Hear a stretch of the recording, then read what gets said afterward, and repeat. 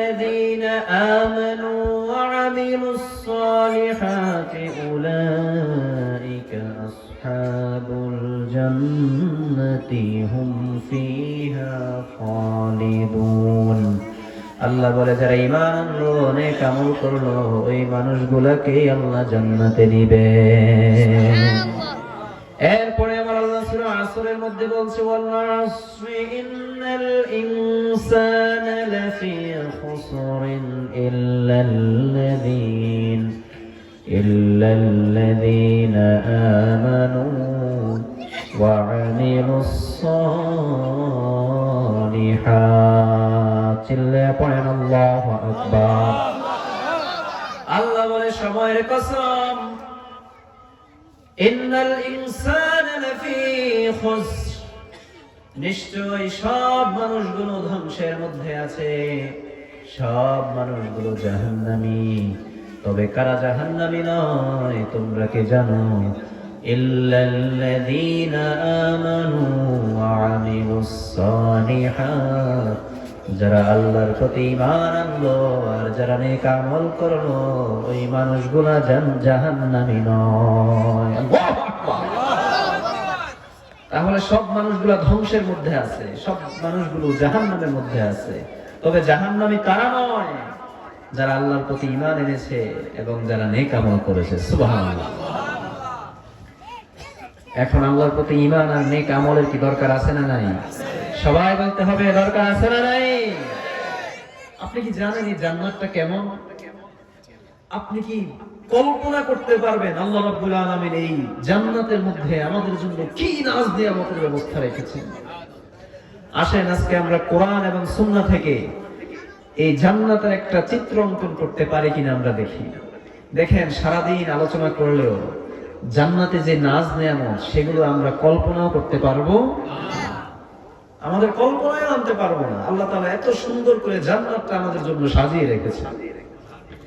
দেখি কোরআন এবং সুন্নাহ থেকে জান্নাতে কি নাজ নিয়ামতের কথা আল্লাহ রাব্বুল আলামিন আমাদের জন্য রেখেছেন। এই জান্নাতি নাজ নিয়ামতের কথা শুনলে জান্নাতের প্রতি একটা আকর্ষণ আমাদের আসবে কি আসবে না? তাহলে জান্নাতি আমলগুলো করার যে একটা আগ্রহ এটা আমাদের মধ্যে তৈরি হয়ে যাবে।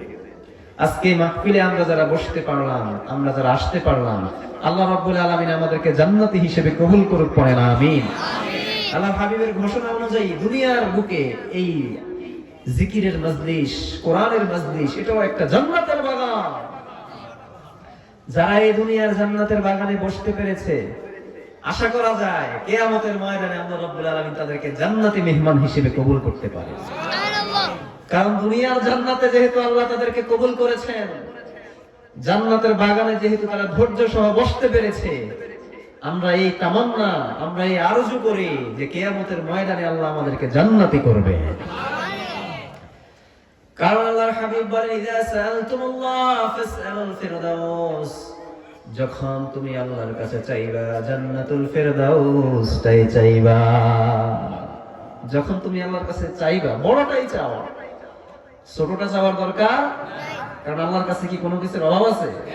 আল্লাহর কাছে কোনো কিছুর অভাব নাই। এখন দেখেন যখন জান্নাতি বান্দাগুলা জান্নাতের মধ্যে প্রবেশ করবে, আপনার পথের মধ্যে ফেরেশতারা ফুলের ডালা নিয়ে দাঁড়িয়ে থাকবে। কারা দাঁড়াবে? ফেরেশতারা। দুনিয়ার কোনো মানুষ নয়, ফেরেশতারা যাদের কোনো গুনাহ নাই, তারা মাসুম। এই ফেরেশতারা ফুলের ডালা নিয়ে আপনাকে শুভেচ্ছা জানানোর জন্য তৈরি হয়ে থাকবে। সুবহানাল্লাহ। দেখেন রব্বুল আলামিন বলেন ওয়াসিকাল্লাযীনা ইত্তাকাউ রাব্বাহুম ইলাল জান্নাতি যুমারা হাত্তা ইযা জাউহা ওয়া ফুতিহাত আবওয়াবুহা ওয়া ক্বালা লাহুম খাযানাতুহা সালামুন আলাইকুম তিবতুম ফাদখুলুহা খালিদিন। চিল্লায়া পড়েন আল্লাহু আকবার। দেখেন আল্লাহ রাব্বুল আলামিন বলেন যারা মুত্তাকি বান্দা যারা তাকওয়া অর্জন করতে পেরেছে, আল্লাহর খোদাভীতি যারা অর্জন করতে পেরেছে, আল্লাহ রাব্বুল আলামিন কোরআনের মধ্যে বলেন ওয়াসিকাল্লাযীনা ইত্তাকাও রাব্বাহুম ইলাল জান্নাতি যুমারা। জান্নাতি বান্দা যারা হবে ওই মুত্তাকি মানুষগুলো দলে দলে হাঁকিয়ে হাঁকিয়ে আল্লাহর জান্নাতের দিকে যাবে। এরপর রাব্বুল আলামিন বলেন হাত্তা ইযা জাউহা ওয়া ফুতিহাত আবওয়াবুহা। যখন জান্নাতের দরজার কাছে জান্নাতি মানুষগুলো যাবে, তখন ফেরেশতারা তাদেরকে বলবে সালামুন আলাইকুম তিবতুম ফাদখুলুহা খালিদিন। আপনাদের উপরে সালাম, দুনিয়ার জমিনে আপনারা আল্লাহর মাহবুব বান্দা ছিলেন, আজকে এই জান্নাতের মধ্যে চিরদিনের জন্য আপনারা প্রবেশ করেন।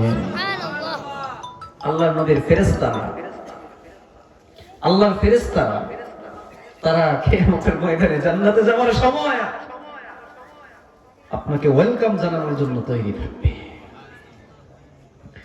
যখন আপনি জান্নাতে যেতে থাকবেন, একটা গেটের কাছে উপস্থিত হবেন, ফেরেশতারা আপনাকে সালাম জানাবে।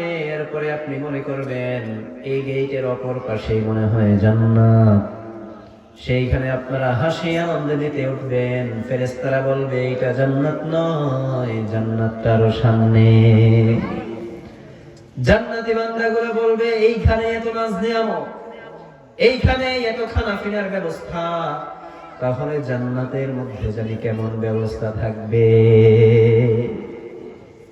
যে জান্নাতের একটা গেট, এই গেটের মধ্যে এত ব্যবস্থা, এত খানা পিনার আয়োজন, তাহলে জান্নাতের মধ্যে কেমন হবে। এরপরে আবার চলতে থাকবে, চলতে চলতে আরেকটা বিশাল আকারের গেটের কাছে আসবে, অনেক খানা পিনার ব্যবস্থা, অনেক সম্মানের ব্যবস্থা, হাজারো ফেরেশতা ফুলের ডালা নিয়ে তৈরি, বলতেছে সালাম। ওই মানুষগুলো মনে করবে এইটাই মনে হয় জান্নাত, ওই মানুষগুলো এখানে বসে পড়বে আর জান্নাতের আবহাওয়া মনে করে সেইখানে আরাম-আয়েশ করতে থাকবে। আবার ফেরেশতারা ডাক দিয়ে বলবে মুত্তাকি বান্দারা এটা জান্নাত নয়, জান্নাতটা আরো সামনে। এখন মানুষগুলো বলবে তাহলে জান্নাতটা কেমন রে ভাই, জান্নাতের আগে এত নাজ নিয়ামতের ব্যবস্থা, তাহলে জান্নাতটা কেমন? সুবহানাল্লাহ পড়বেন না? সুবহানাল্লাহ। এরপরে যখন আবার যেতে যেতে এবার জান্নাতের দরজার কাছে চলে আসবে, আসল জান্নাতের কাছে চলে আসবে, যখন ফেরেশতারা জান্নাতের দরজাটা খুলে দিবে, জান্নাতের ভিতর থেকে এয়ার কন্ডিশনাল আবহাওয়া তাদের গায়ের মধ্যে স্পর্শ করবে। যখন তাদের গায়ের মধ্যে জান্নাতে আবহাওয়া লাগবে, জান্নাতের মধ্যে ঢুকবে, তারা আশ্চর্যান্বিত হয়ে যাবে। আর তাদের মনের অজান্তেই তাদের মুখ দিয়ে বেরিয়ে যাবে আলহামদুলিল্লাহ।